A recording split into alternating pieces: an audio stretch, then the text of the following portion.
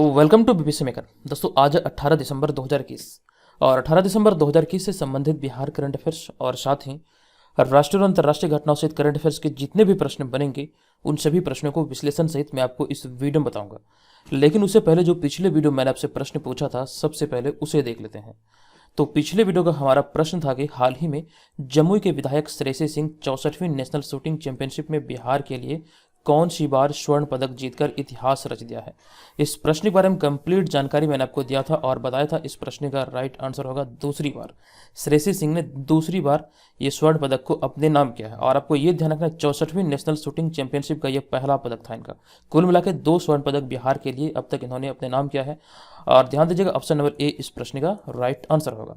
जो भी प्रश्न आप लोगों से वीडियो में पूछा जाता है कोशिश कीजिए कि कमेंट बॉक्स में जो आप लोग लिखते हैं तो सभी चीज़ों को समग्र रूप में वहाँ पर लिखें। और यहाँ पर आपको ये ध्यान रखना है जो लोग बिहार में आयोजित होने वाले जैसे कि बीपीएससी, सीडीपीओ, बिहार एसआई ऐसे एग्जाम की तैयारी में लगे हैं तो इस वाले पीडीएफ को आप लोग जरूर डाउनलोड कीजिए। इसका लिंक इस वीडियो के डिस्क्रिप्शन में डाला गया, आप वहां पर जाकर के इसको डाउनलोड कर सकते हैं। इसकी विशेषता यहाँ पर यह है कि इसमें जनवरी से लेकर के नवंबर 2021 तक के बिहार स्पेशल करंट अफेयर्स को शामिल किया गया है। इसे तैयार करते हुए पूर्ण सावधानी बरती गई और इसमें बहुत ज़्यादा मेहनत लगी है, तो आप लोग इसका भरपूर लाभ उठाइए। अब यहाँ पे हम आगे बढ़ते हैं, लेकिन उससे पहले आपको बता दूं कि जो लोग बीपीएससी जैसे एग्जाम की तैयारी में लगे हैं तो बीपीएससी मेकर ऐप के थ्रू ऑनलाइन टेस्ट में पार्टिसिपेट करके अपनी तैयारी का आकलन कर सकते हैं और हमारे जितने भी स्टडी मटेरियल हैं उन सभी का आप लोग भरपूर लाभ उठा सकते हैं। ये तमाम मटेरियल आपको पीडीएफ फॉर्मेट में ये सारे नोट्स जो है आपको बीपीएससी मेकर ऐप पर मिलेगा। और साथ साथ यहाँ पर आपको ये ध्यान रखना है जो हमारा टेलीग्राम ग्रुप पर या फिर टेलीग्राम चैनल पर जो पहले क्विज होता था डेली बेसिस पे उसको अब बीपीएससी मेकर ऐप पर ट्रांसफर किया गया। वो अब भी निःशुल्क है और तब भी निःशुल्क ही था, तो उसमें आप लोग पार्टिसिपेट कीजिए और वहाँ से आपको बहुत सारी चीज़ें सीखने को मिलेगा। अब यहाँ पर हम चलेंगे आज के पहले प्रश्न पे, एक एक करके मैं आपको तमाम प्रश्न बताऊंगा यहाँ पर और जो इनसे संबंधित एक्स्ट्रा फैक्ट्स होगा वो भी आपको बताऊंगा। तो यहाँ पर आज का हमारा पहला प्रश्न है कि प्रत्येक 10 लाख की आबादी पर जितनी औसत कोरोना टेस्टिंग की जा रही है उनमें सबसे अधिक टेस्ट कराने वाले राज्यों में कौन सा राज्य शीर्ष पर है। यानी कि जितने भी राज्य में जो कोरोना टेस्टिंग हो रही है उनमें से जो सर्वाधिक कोरोना टेस्टिंग करने वाला राज्य है तो उस राज्यों की श्रेणी में शीर्ष स्थान पर कौन सा है। यहाँ पर कंडीशन ये ध्यान रखना है कि प्रत्येक 10 लाख की आबादी पर जितनी औसत कोरोना टेस्टिंग हो रही है उनमें से शीर्ष राज्य पर अपना बिहार है। यानी कि ऑप्शन नंबर बी इस प्रश्न का राइट आंसर होगा। ये बातें अभी हाल ही में सामने आई थी। अब यहाँ पर आपको इस प्रश्न के बारे में विस्तृत जानकारी दे दूं कि हाल ही में मुख्यमंत्री नीतीश कुमार ने राज्य के 772 स्वास्थ्य परियोजना का ऑनलाइन उद्घाटन व शिलान्यास करते समय यह साझा किया कि प्रत्येक 10 लाख की आबादी पर जितनी औसत कोरोना वायरस की जांच की जा रही है उनमें सबसे अधिक जांच बिहार में कराई जा रही है। ये आपको ध्यान रखना, अभी हाल ही में नीतीश कुमार के द्वारा बिहार राज्य में 772 स्वास्थ्य परियोजना का ऑनलाइन उद्घाटन व शिलान्यास किया गया है। हमने यहाँ पे अगले पॉइंट में लिखा है इसी दौरान हाल ही में मुख्यमंत्री द्वारा जमुई में मेडिकल कॉलेज समेत 1919.95 करोड़ की स्वास्थ्य परियोजनाओं का भी शिलान्यास किया गया और इसके अतिरिक्त टेलीमेडिसिन स्टूडियो ई संजीवनी का भी शुभारंभ इसमें किया गया। एक चीज यहाँ पर यह ध्यान रखिएगा, हाल ही में मैंने आपको बताया था कि हाल ही में बिहार सरकार द्वारा मुजफ्फरपुर में पहला टॉयलेट क्लिनिक खोला गया है। टॉयलेट क्लिनिक क्या है कंप्लीट जानकारी यहाँ से मैंने आपको दिया था, इसके तहत क्या कार्य होंगे तो ये तमाम चीज़ें मैंने आपको बतलाया था। ये प्रत्येक चीज़ों को यहाँ से आप अपनी कॉपी में नोट कीजिए, ये सारे छोटे छोटे फैक्ट जरूर हैं और इसे आप एग्जाम में बेहतर करेंगे। अब यहाँ पे हम आज गए हैं दूसरे प्रश्न पे। हमारा दूसरा प्रश्न बिहार करंट अफेयर्स के दृष्टिकोण से अति महत्वपूर्ण है। यह प्रश्न है कि हाल ही में कौन सा राज्य स्वैच्छिक रक्तदाता स्मार्ट कार्ड बनाने वाला पहला राज्य बन गया है। हाल ही में कौन सा राज्य स्वैच्छिक रक्तदाता स्मार्ट कार्ड बनाने वाला पहला राज्य बन गया है। इस प्रश्न का हमारा right answer option number A यानी कि बिहार इस प्रश्न का सही उत्तर होगा। आपको यहाँ पर इस प्रश्न के बारे में विस्तृत जानकारी दे दूं कि नीतीश कुमार ने 14 दिसंबर को स्वैच्छिक रक्तदाता स्मार्ट कार्ड का शुभारंभ किया है। यहाँ से भी आपके प्रश्न बन सकते हैं कि स्वैच्छिक रक्तदाता स्मार्ट कार्ड का शुभारंभ कब से किया गया, तो 14 दिसंबर 2021 के मतलब 21 से इसका शुभारंभ किया गया और इस सेवा का शुभारंभ करने वाला बिहार देश का पहला राज्य है। ये ध्यान रखिएगा, बिहार की अगर बात किया जाए तो इस सेवा का शुरुआत करने वाला ये पहला राज्य है। और स्मार्ट कार्ड में रक्तदाताओं के नाम, जन्म तिथि, पूरा पता, ब्लड ग्रुप, मोबाइल ऐप और उनका मोबाइल ऐप नहीं बल्कि मोबाइल नंबर और उनका फोटो भी रहेगा। ये चीज़ें यहाँ से आपको ध्यान रखना। इसके तहत कर सकते हैं बहुत सारी चीज़ें निकलकर सामने आ सकती है, जैसे कि मान लीजिए किसी को ब्लड की आवश्यकता है तो यहाँ पर स्वैच्छिक रक्तदाता स्मार्ट कार्ड के माध्यम से तमाम चीज़ें पता चल सकती है और किसी जरूरतमंद की यहाँ से हेल्प हो सकती है। तो इसी को ध्यान रखते हुए हाल ही में इस तरह का पहल किया गया और इसी पहल करने वाला बिहार भारत का पहला राज्य है। और हमने एक प्रश्न आपको कल वाले वीडियो में बताया था कि हाल ही में बिहार सरकार द्वारा परिवार नियोजन को बढ़ावा देने के लिए सफल कफल अभियान की शुरुआत की गई है। ये चीज़ें भी आप लोग ध्यान रखें, इस तरह के फैक्ट आपके लिए इंपॉर्टेंट है। हमारा अगला होगा तीसरा प्रश्न। यह प्रश्न कि देश का पहला कमांड एंड कंट्रोल सेंटर किस राज्य में शुरू किया गया है, यह भी इंपॉर्टेंट है। बिहार राज्य में ये पहली बार कह सकते हैं पहला कमांड एंड कंट्रोल सेंटर शुरू किया गया है। तो ऑप्शन नंबर सी यहाँ पर इसका राइट आंसर होगा। आपको इस प्रश्न के बारे में विस्तृत जानकारी दे दूं कि कोरोना संक्रमण के दौर में बिहार में स्वास्थ्य सुविधाओं पर नजर रखने के लिए सीएम यानी कि मुख्यमंत्री नीतीश कुमार ने स्वास्थ्य विभाग में कमांड एंड कंट्रोल सेंटर का उद्घाटन किया है। आपको ध्यान रखना, पहली बार भारत में अगर बात करें तो ये भारत में पहली बार ऐसा व्यवस्था किया गया है बिहार में। और इस कमांड एंड कंट्रोल सेंटर के जरिए पूरे राज्य की स्वास्थ्य सेवाओं पर नजर रखी जाएगी। यही उसका उद्देश्य है, जिसके उद्देश्य के साथ अभी हाल ही में इसकी शुरुआत की गई है कि पूरे प्रदेश यानी कि पूरे राज्य की स्वास्थ्य व्यवस्था पर नजर रखी जाए। और आने वाले दिनों में बिहार के सभी अस्पतालों को इस कमांड एंड कंट्रोल सेंटर से जोड़ दिया जाएगा। ऐसी घोषणा अभी हाल ही में सरकार के द्वारा की गई है। और यहाँ पे हमने इसी प्रश्न के बारे में कुछ चीज़ों को और ऐड किया है। यह देश का पहला कमांड एंड कंट्रोल सेंटर है और इसके माध्यम से सभी स्वास्थ्य केंद्रों की मॉनिटरिंग, मेडिकल उपकरणों सहित डाटा की निगरानी और विश्लेषण किया जाएगा। ये तमाम चीज़ें ध्यान रखिए, ये इस तरह का पहल करने वाला बिहार भारत का पहला राज्य है। अब यहाँ पर हम चलते हैं अगले चौथे प्रश्न पे। हमारा चौथा प्रश्न है कि हाल ही में बिहार शिक्षा विभाग ने विद्यार्थियों के डाउट क्लियर करने के लिए किस ऐप को लॉन्च किया है। अभी हाल ही में इस ऐप को लॉन्च किया गया जिसका नाम है फिलो ऐप, यानी कि ऑप्शन नंबर डी इस प्रश्न का सही उत्तर होगा। आपको यहाँ पर इस प्रश्न के बारे में विस्तृत जानकारी दे दूं कि बिहार शिक्षा विभाग ने फिलो ऐप को प्रदेश के विद्यार्थियों के लिए लॉन्च किया है। ये लॉन्च अभी हाल ही में बिहार शिक्षा विभाग के द्वारा किया गया है। हमने यहाँ पर इसी के बारे में कुछ पॉइंट को और लिखा है कि इसके जरिए कक्षा 11वीं और 12वीं के सभी विषयों के डाउट क्लियर किए जा सकेंगे, किंतु इस ऐप के जरिए सर्वश्रेष्ठ शिक्षक ही डाउट क्लियर करेंगे। ऐप के माध्यम से 11वीं और 12वीं के सभी विषयों का डाउट क्लियर किया जाएगा। वैसे विद्यार्थी जिनको मतलब किसी टॉपिक में, किसी चैप्टर में अगर कोई डाउट होता है तो इस ऐप के माध्यम से अपने डाउट को क्लियर कर सकते हैं, जहां पर सर्वश्रेष्ठ शिक्षक के द्वारा डाउट क्लियर कराया जाएगा। हमने यहाँ पे अगले पॉइंट में कुछ चीज़ों को और लिखा है कि हाल ही में जारी एक रिपोर्ट के अनुसार शिक्षा के क्षेत्र में बिहार का मुजफ्फरपुर देश भर में दूसरे स्थान पर रहा था। ये इंपॉर्टेंट प्रश्न है, शिक्षा की यहाँ पे बात आई है तो शिक्षा के बारे में हमने एक पॉइंट लिखा है कि जो रिपोर्ट अभी हाल ही में जारी की गई नीति आयोग के द्वारा, तो उसमें से अगर हम बात करें शिक्षा के क्षेत्र में ये रिपोर्ट था और जिनमें कि बिहार का मुजफ्फरपुर जिला देश भर में दूसरे स्थान पर रहा है। जबकि अगर हम बात करें तीसरे, चौथे और पांचवें स्थान पर, तो इसमें तीसरे, चौथे और पांचवें स्थान पर क्रमशः बिहार का औरंगाबाद, बिहार का बांका और बिहार का शेखपुरा जिला को ही जगह मिली है। जबकि अगर हम बात करें पहले स्थान की तो झारखंड का दुमका जो जिला है ये पहले स्थान पर है। यानी कि कहने का तात्पर्य यहाँ पर यह है कि प्रथम 5 यानी कि टॉप 5 में ये जो रिपोर्ट जारी किया गया, टॉप 5 में बिहार के 4 जिले हैं, जिनमें कि दूसरे, तीसरे, चौथे और पांचवें स्थान पर बिहार का जिला कायम है।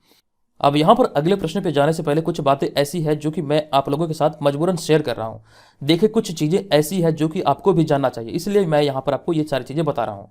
जब ये सीरीज स्टार्ट हुआ था बिहार करंट अफेयर्स का, जिसमें मैं आपको राष्ट्रीय अंतर्राष्ट्रीय सारे घटनाएं या फिर सारे करंट अफेयर्स बताता हूँ, तो कुछ ऐसे ऑनलाइन कोचिंग प्लेटफॉर्म है जो कि कह सकते हैं बहुत बड़े हैं, तो वैसे लोगों की आंखों में ये सीरीज बहुत ज़्यादा चुभ रहा है। आए दिन मुझे मैसेज मिलता रहता है उसके एजेंट से और ये सीरीज को बंद करने की धमकी मुझे आए दिन मिलता रहता है। ये पहली बार नहीं है, पहले भी मैंने आपको बताया था इस तरह की चीज़ें होती रहती हैं।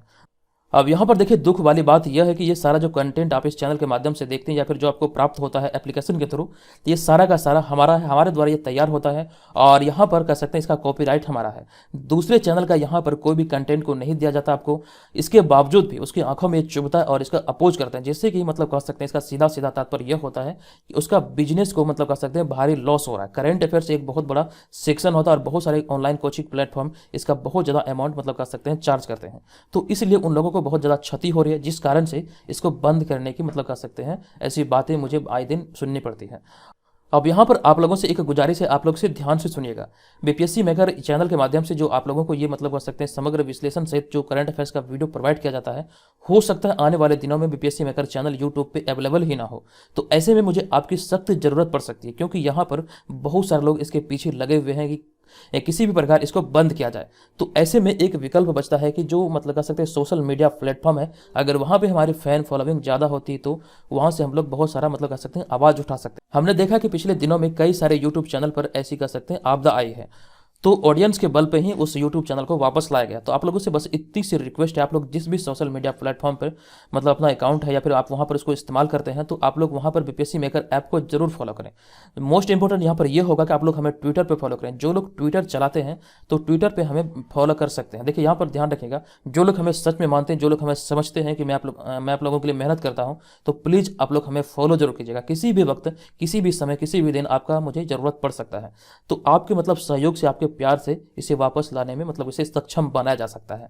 तो ये डर सभी को होता है, अगर ये टूट गया मतलब कह सकते हैं ये जो मतलब कह सकते हैं संबंध है हम और आपके बीच, जो ये बीपीएससी मेकर ही इसका कह सकते हैं एक जरिया है, और ये चेन अगर टूट गया तो हमारा और आपका लिंकअप टूट जाएगा। तो इसीलिए बस इतना आपको करना है कि जो भी सोशल मीडिया प्लेटफॉर्म है, खास करके ट्विटर जैसे, तो वहाँ पे आप लोग हमें बेशक फॉलो कर सकते हैं। तो प्लीज़ आप लोगों से हाथ जोड़कर रिक्वेस्ट है, आप लोग जरूर फॉलो कीजिएगा।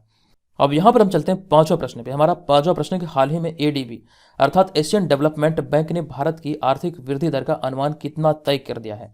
अभी हाल ही में मतलब ये घोषणा किया गया, ये रिपोर्ट अभी हाल ही में जारी हुआ है, और इस प्रश्न का हमारा right answer option number B, यानी कि अगर हम बात करें एशियन डेवलपमेंट बैंक के अनुसार भारत की वृद्धि दर का, तो 2021-22 जो वित्तीय वर्ष 2021-22 है, इसके अनुसार ये 9.7 निर्धारित किया गया है। तो ऑप्शन नंबर बी यहाँ पर इसका राइट आंसर होगा। अब यहाँ पर आपको इस प्रश्न के बारे में विस्तृत जानकारी दे दूं कि एशियाई विकास बैंक ने 3 महीनों में दूसरी चालू वित्त वर्ष 2021-22 के लिए भारत की आर्थिक वृद्धि दर के अनुमान को घटाकर 9.7% कर दिया है। यानी कि वर्तमान समय में अगर हम बात करें तो 9.7% इसका कह सकते हैं जो आंकलन है, ये 9.7% है। एशियाई विकास बैंक की बात आई है तो एशियाई विकास बैंक अर्थात एडीबी एक क्षेत्रीय विकास बैंक है जिसकी स्थापना 19 दिसंबर 1966 को एशियाई देशों के आर्थिक विकास और सुगमीकरण के लिए की गई थी, और इसका मुख्यालय मनीला फिलीपींस में स्थित है। ध्यान रखिएगा कल ही इसका स्थापना दिवस मनाया जाएगा। 19 दिसंबर को प्रत्येक वर्ष इसका स्थापना दिवस मनाया जाता है। अब यहाँ पर हम चलेंगे अगले प्रश्न पर, लेकिन उससे पहले यहाँ पर आपको बता दूं कि और भी कई सारे संस्था है, कई सारी संस्था के द्वारा भारत का आर्थिक विकास दर का अनुमान किया गया है। ये सारी कंप्लीट जानकारी मैंने आपको ऑलरेडी कई बार दिया है। अब यहाँ पर हम चलेंगे अगले छठे प्रश्न पे। हमारा छठा प्रश्न है कि हाल ही में किस देश ने अध्यापकों के लिए मंदारिन भाषा अनिवार्य कर दिया है। इंपॉर्टेंट प्रश्न साबित हो सकता है आपके लिए। इस प्रश्न का हमारा राइट आंसर है मंदारिन भाषा को अनिवार्य अभी हाल ही में चीन सरकार के द्वारा किया गया है। तो ऑप्शन नंबर ए यहाँ पर इस प्रश्न का राइट आंसर होगा। आपको इस प्रश्न के बारे में विस्तृत जानकारी दे दूं कि चीन की सरकार ने मंदारिन भाषा को अध्यापकों के लिए अनिवार्य कर दिया है, और चीन की इस भाषा को केवल 40% चीनी नागरिक ही बोलना जानते हैं। वर्तमान समय की अगर हम बात करें तो चीन की इस भाषा यानी कि मंदारिन भाषा को केवल 40% ही चीनी नागरिक बोलते हैं या फिर बोलना जानते हैं। इसलिए इसे अब बढ़ावा देने के लिए अनिवार्य कर दिया जाने का घोषणा किया गया चीन सरकार के द्वारा। अब इसके तहत कुछ बातें हैं जो कि आपको यहाँ पर याद रखना है कि इसके तहत चीनी अध्यापकों के लिए मंदारिन की मानक परीक्षा पास करना अनिवार्य कर दिया गया है, और उन्हें न सिर्फ भाषा बोलनी आनी चाहिए बल्कि वो ऑनलाइन भी इस भाषा में काम करने में सक्षम हो या फिर सक्षम होने चाहिए। अब यहाँ पे बात आई है चीन की, तो चीन से रिलेटेड हमारा एक पॉइंट है जो कि आपको ध्यान रखना है। इस बारे में कंप्लीट जानकारी मैंने आपको पहले भी दिया था। तो हाल ही में चीन ने अपना जुरोंग रोवर मंगल ग्रह की सतह पर भेजा है। अब देखिए यहाँ पर बात आई है मंगल ग्रह की, तो आपको ध्यान रखना है मंगल जो ग्रह है ये सौर मंडल के 8 ग्रह में से एक है, और ये लाल ग्रह कहकर इसे संबोधित किया जाता है। मंगल ग्रह को लाल ग्रह भी कहा जाता है। और यहाँ पे ग्रह की चर्चा हुई तो एक प्रश्न है आपके एग्जाम में पूछे जा सकते हैं। जो सौर मंडल का जो मुखिया है, कह सकते हैं सूर्य सौर मंडल का मुखिया, और दूरी के अनुसार इस तरह के प्रश्न आपके एग्जाम में बन सकते हैं कि सूर्य के दूरी के अनुसार जो ग्रहों का सही क्रम है, तो ये सही क्रम से कई सारे प्रश्न कई बार एग्जाम में देखने को मिला है। यहाँ पर मैं आपको बता रहा हूँ कि सूर्य से दूरी के अनुसार जो ग्रहों का सही क्रम है यह बुध, शुक्र, पृथ्वी, मंगल, बृहस्पति, शनि, अरुण, वरुण। इसे एकदम से इसी तरह से फ्लो में याद रखिए। जो सबसे नजदीकी ग्रह है यह है बुध। पहले आता है बुध, फिर शुक्र, बृहस्पति, शनि, अरुण, वरुण। बुध, शुक्र, पृथ्वी, मंगल, बृहस्पति, शनि, अरुण, वरुण, ये इसका सही क्रम है। इसे आपको यहाँ से ध्यान रखना है। अब यहाँ पर हम चलते हैं अगले 7वें प्रश्न पे। हमारा 7वां प्रश्न है कि हाल ही में भारत ने किस देश के साथ नए क्षेत्रों में अपना संबंध विकसित करने की घोषणा की है। ये घोषणा भी हाल ही में भारत सरकार के द्वारा किया गया है, और यहाँ पर इस प्रश्न का राइट आंसर हमारा ऑप्शन नंबर डी, यानी कि संयुक्त अरब अमीरात अर्थात यूएई इस प्रश्न का राइट आंसर होगा। आपको इस प्रश्न के बारे में विस्तृत जानकारी दे दूं कि भारत ने या फिर भारत संयुक्त अरब अमीरात के साथ अपने संबंध नए क्षेत्र में विकसित करने की घोषणा की है, और यह क्षेत्र तकनीकी व आर्थिक सहयोग के होंगे। यानी कि तकनीकी और आर्थिक सहयोग के क्षेत्र में नए संबंधों को विकसित करने की घोषणा की गई है। और यहाँ पे बात है यूएई की, तो यूएई के बारे में हमने 2 पॉइंट को लिखा, दोनों के दोनों करंट अफेयर्स की श्रेणी वाले हैं, और दोनों के दोनों बहुत ज़्यादा इंपॉर्टेंट है। ये पॉइंट है कि परमाणु ऊर्जा संयंत्र बनाने वाला पहला खाड़ी देश संयुक्त अरब अमीरात है, और इजराइल में दूतावास खोलने वाला पहला खाड़ी देश संयुक्त अरब अमीरात है। ये दोनों के दोनों इंपॉर्टेंट है। अब यहाँ पर हम चलते हैं अगले 8वें प्रश्न पे। हमारा 8वां प्रश्न है कि हाल ही में राष्ट्रीय ऊर्जा दक्षता नवाचार पुरस्कार किसे दिया गया है। यानी कि 2021 का राष्ट्रीय ऊर्जा दक्षता नवाचार पुरस्कार से किसे सम्मानित किया गया है। इस प्रश्न का हमारा राइट आंसर है हिमालयन इंस्टीट्यूट ऑफ अल्टरनेटिव, यानी कि ऑप्शन नंबर सी इस प्रश्न का राइट आंसर होगा। अब यहाँ पर आपको इस प्रश्न के बारे में विस्तृत जानकारी दे दूं कि लद्दाख में सेना के जवानों को ठंड से बचाने के लिए सौर ऊर्जा चालित मोबाइल तंबू या फिर सोलर बैरक बनाने वाले सोनम वांगचुक के हिमालयन इंस्टीट्यूट ऑफ अल्टरनेटिव को राष्ट्रीय ऊर्जा दक्षता नवाचार पुरस्कार से सम्मानित किया गया है। और यह पुरस्कार राष्ट्रीय ऊर्जा संरक्षण दिवस पर 14 सितंबर नहीं बल्कि 14 दिसंबर 2021 को दिया जाएगा। आप लोगों ने कुछ दिन पहले, ये पहले का घटना है, कुछ दिन पहले जो सोनम वांगचुक आप यहाँ पर नाम देख रहे हैं, तो सोनम वांगचुक के द्वारा ही लद्दाख में भारतीय सेना के जवानों को बचाने के लिए एक सोलर ऊर्जा चालित मोबाइल तंबू बनाया गया था। ये बहुत ज़्यादा वायरल भी हुआ था, न्यूज़ समाचार पत्रों में बहुत ज़्यादा सुर्खियां बटोरी थी। तो यहाँ से आपको ध्यान रखना है। इसी के लिए अभी हाल ही में सोनम वांगचुक के हिमालयन इंस्टीट्यूट ऑफ अल्टरनेटिव को राष्ट्रीय ऊर्जा दक्षता नवाचार पुरस्कार 2021 से सम्मानित किया जाएगा और ये 14 दिसंबर 2021 को ये सम्मान दिया गया। ये आपको यहाँ से ध्यान रखना है। अब यहाँ पर हम चलते हैं नवे प्रश्न पे। हमारा नवा प्रश्न है कि पेरिस ओलंपिक 2024 का उद्घाटन समारोह किस नदी के किनारे होगा। अब यहाँ पर इस प्रश्न को देख के एक क्लू निकाल सकते हैं। यहाँ से आपको ध्यान रखना, पेरिस की चर्चा हुई है और पेरिस से रिलेटेड एक प्रश्न है जो कि पेरिस किस नदी के किनारे बसा हुआ, ये प्रश्न बीपीएससी एग्जाम में पूछा हुआ प्रश्न है। और आप लोगों ने प्रीवियस वर्षों के अगर हम प्रश्नों को देखे हैं तो ये प्रश्न आपको याद होगा। पेरिस जो बसा हुआ है सीन नदी के किनारे बसा हुआ है, यानी कि यहाँ पर जो ऑप्शन नंबर सी में आप देख रहे हैं ये सीन नदी है। और प्रश्न आपसे पूछा गया कि पेरिस ओलंपिक 2024 का उद्घाटन समारोह किस नदी के किनारे होगा। तो यहाँ पर आप ये श्योर हो सकते हैं इस विकल्प के आधार पर, ये पेरिस ओलंपिक 2024 का उद्घाटन सीन नदी के किनारे होगा, क्योंकि पेरिस सीन नदी के किनारे ही बसा हुआ है। तो ऑप्शन नंबर सी यहाँ पर इस प्रश्न का राइट आंसर होगा। इस तरह से भी प्रश्नों की आपको समीक्षा करनी चाहिए, इस तरह से आप यहाँ पर, और इस प्रकार से आप प्रश्नों का सही विकल्प का चयन कर सकते हैं। और यहाँ पे इस प्रश्न के बारे में हमने विस्तृत चीज़ों को लिखा है कि पेरिस ओलंपिक 2024 का उद्घाटन जो होगा ये समारोह अनूठा समारोह होगा। दरअसल यह पेरिस में सीन नदी के किनारे होगा और ओलंपिक के इतिहास में यह अनूठा समारोह होगा जिसे कि नदी के किनारे हजारों लोग निःशुल्क देख सकेंगे। ये आपको ध्यान रखना, पहली बार ऐसी पहल की गई है ओलंपिक समिति के द्वारा। और इस समारोह की शुरुआत 26 जुलाई 2024 को होगी, ये आपको ध्यान रखना है। ये 2024 में पेरिस में ये ओलंपिक होना है। और यहाँ पे हमने अगले पॉइंट में लिखा है कि इस समारोह की शुरुआत सभी 200 टीमों के खिलाड़ियों की परेड से होगी, जो कि आमतौर पर आखिर में आयोजित की जाती है। जो खिलाड़ियों की जो परेड होती है आमतौर पर आखिर में आयोजित होती है टूर्नामेंट के या फिर ओलंपिक के, लेकिन यहाँ पर इस मतलब कह सकते हैं ओलंपिक में पहले ही ये आयोजित होगी। और यहाँ पे हमने आईपीएल कहते हैं, हमने यहाँ पर ओलंपिक के पिछले संस्करण की चर्चा की है। अभी हाल ही में जो ओलंपिक का पिछला संस्करण बीता है, ये हाल ही में ओलंपिक 2020 का आयोजन टोक्यो जापान में 2021 में किया गया है। आपको यहाँ से ये ध्यान रखना है कि भले ही ये 2021 में ओलंपिक का आयोजन हुआ, लेकिन ये जो टोक्यो ओलंपिक था ये 2020 का संस्करण था। कोरोना वायरस के कारण इसमें देरी हुई थी, कोरोना संक्रमण महामारी के कारण इसमें देरी हुई, जिसे कि एक साल इसमें डिले किया गया, एक साल इसमें देरी हुई, जो कि वर्ष 2021 में ये जापान की राजधानी टोक्यो में आयोजित हुआ। और यहाँ पर बात करते हैं टोक्यो ओलंपिक 2020 की, तो टोक्यो ओलंपिक 2020 से 90 प्रश्नों का एक वीडियो मैंने चैनल पे अपलोड किया था, जहां पर मैंने समग्र जानकारी दिया था। ओलंपिक का इतिहास से प्रश्न थे और 2021 वाला जो ओलंपिक था उससे भी कई सारे प्रश्न वहां पे मैंने आपको एकदम से विस्तार से बताया। वो वीडियो आपको चैनल पे मिल जाएगा, चैनल पे आप विजिट कीजिए, वहां पर आपको एक प्लेलिस्ट देखने को मिलेगा जिसमें हमने सिर्फ टॉपिक वाइज चीज़ों को ही ऐड किया। जो टॉपिक स्टडी है उसको आप वहां पर जाकर के उस सीरीज के तहत जितने भी वीडियो चैनल पे अपलोड होते हैं उसको वहां पर आप देख सकते हैं। अब यहाँ पर हम चलते हैं अगले प्रश्न पे। हमारा अगला होगा 10वां प्रश्न। यह प्रश्न हाल ही में सरदार वल्लभ भाई पटेल या फिर कह सकते हैं लौह पुरुष सरदार वल्लभ भाई पटेल की पुण्यतिथि कब मनाई गई है। इंपॉर्टेंट प्रश्न, यहाँ से बहुत सारे फैक्ट आपको सीखने को मिलेगा। इस प्रश्न का हमारा right answer option number D, यानी कि अभी हाल ही में 15 दिसंबर को सरदार वल्लभ भाई पटेल की पुण्यतिथि मनाई गई है।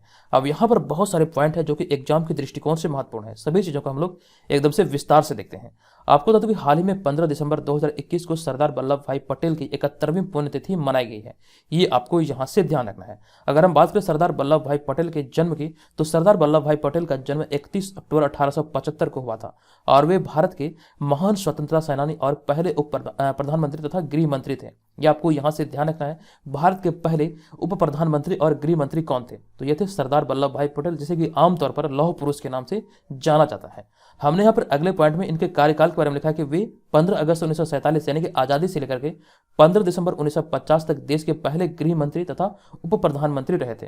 और उनकी मृत्यु की अगर हम बात करें तो उनकी मृत्यु 15 दिसंबर 1950 को हुई थी। अब यहाँ पर हमने अगले पॉइंट में लिखा है कि उन्हें भारत का एकीकरण कर्ता कहा जाता है। इसके पीछे का रीजन यह है क्योंकि उन्होंने भारतीय संघ में सभी रियासतों के एकीकरण में महत्वपूर्ण भूमिका निभाई थी, जिस वजह से इन्हें भारत का एकीकरण कर्ता कहा जाता है, सरदार वल्लभ भाई पटेल को। और सरदार वल्लभ भाई पटेल के सम्मान में गुजरात में इनकी एक प्रतिमा स्थापित की गई है, जो कि भारत की सबसे बड़ी प्रतिमा है। अब यहाँ पर हम चलते हैं अगले 11वें प्रश्न पे, लेकिन उससे पहले यहाँ पर आपको बता दूं कि बीपीएससी मेकर करंट अफेयर्स का बुक अभी हाल ही में मार्केट में लॉन्च हुआ। इस बुक में आपको राष्ट्रीय, अंतर्राष्ट्रीय और साथ साथ बिहार करंट अफेयर्स को भी शामिल किया गया है। नज़दीकी बुक स्टॉल पर जाकर आप इसे परचेज कर सकते हैं। अगर आपको वहाँ पर बुक अवेलेबल नहीं हो तो आप इसे ऑनलाइन भी फ्लिपकार्ट और अमेजन के थ्रू परचेज कर सकते हैं। दोनों का लिंक इस वीडियो के डिस्क्रिप्शन में डाला गया, आप वहाँ पर जाइए और इस बुक को परचेज कीजिए। अब यहाँ पर इसके अलावा जो ये अगला आप देख रहे हैं ये क्वेश्चन बैंक है, जो कि बिहार में अब तक जितने भी परीक्षाएं आयोजित हुए विगत 28 वर्षों में, तो उनमें से सभी प्रश्नों का लगभग जितने भी इंपॉर्टेंट प्रश्न जो कि बार बार रिपीट होते हैं, वे सारे प्रश्नों को हिंदी और अंग्रेजी माध्यम में इसमें मतलब कर सकते हैं सम्मिलित किया गया है।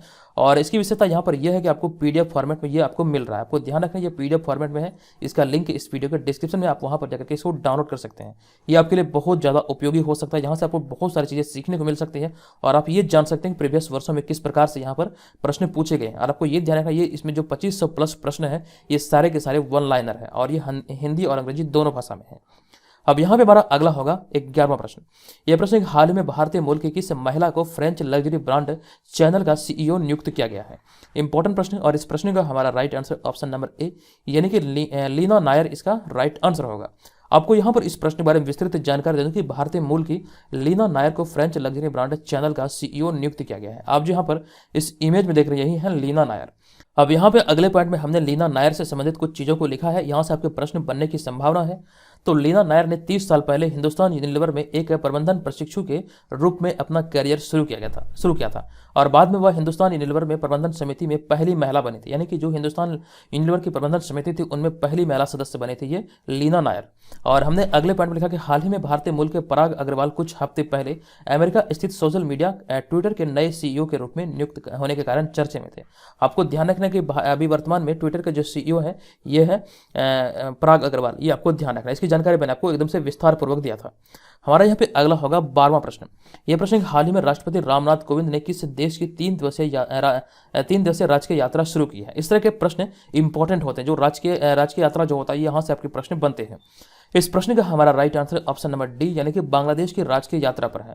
जब ये इसकी घोषणा हुई थी तब भी मैंने आपको बताया था, लेकिन अब यहाँ पर ये मतलब कर सकते हैं यात्रा के दौरान पे है, तो यहाँ से कुछ चीज़ें और भी है जो कि हम लोग देखने वाले हैं। आपको यहाँ पर इस प्रश्न के बारे में विस्तृत जानकारी दे दूँ कि हाल ही में राष्ट्रपति रामनाथ कोविंद ने 15 दिसंबर 2021 को बांग्लादेश की 3 दिवसीय राजकीय यात्रा की शुरुआत की है और वे ढाका में बांग्लादेश के 50वें विजय दिवस समारोह में भाग लेंगे। और आपको यहाँ पर यह ध्यान रखना ये जो दौरा है ये राजकीय दौरा 15 से लेकर के 17 दिसंबर तक चलेगा, यानी कि ये 3 दिवस है, 15, 16 और 17 दिसंबर का ये दौरा है।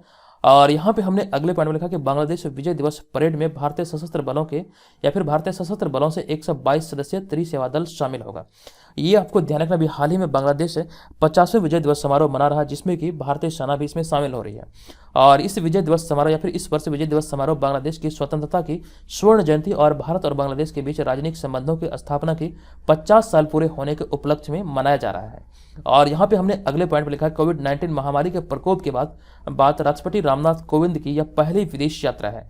कोविड-19 महामारी के प्रकोप के बाद रामनाथ कोविंद की पहली विदेश यात्रा है जो कि बांग्लादेश के लिए है। तो ये तमाम चीज़ें यहाँ से आप लोग ध्यान रखिए। अब यहाँ पर हम चलते हैं आज की इस वीडियो के प्रश्न की ओर। आज की इस वीडियो का प्रश्न बहुत ही ज़्यादा इंपॉर्टेंट है। यह प्रश्न एक हाल ही में द्वितीय पक्षी महोत्सव 2022, ये महोत्सव का नाम है कलरव, का आयोजन बिहार के किसी जिले में किया जाएगा। यहाँ से बहुत सारी चीज़ें आपको ध्यान रखना था, मैंने आपको बताया था। आप बताइए इस प्रश्न का राइट आंसर क्या होगा। आप चाहें तो इसके बारे में कंप्लीट जानकारी लिख सकते हैं। इसका पहला संस्करण यानी कि पहला पक्षी महोत्सव 2021 या फिर 2020 कहाँ पर आयोजित हुआ था, आप मुझे कमेंट करके जरूर बताइएगा। और जो लोग ऑनलाइन टेस्ट में भाग लेना चाहते हैं तो ऑनलाइन टेस्ट में भाग लेने के लिए बीपीएससी मेकर ऐप के थ्रू यहाँ पर इसमें पार्टिसिपेट करके चीज़ों को बेहतर तरीके से प्राप्त कर सकते हैं। तो दोस्तों आज की इस वीडियो में इतना ही, मिलेंगे नेक्स्ट वीडियो में, तब तक के लिए धन्यवाद। जय हिंद।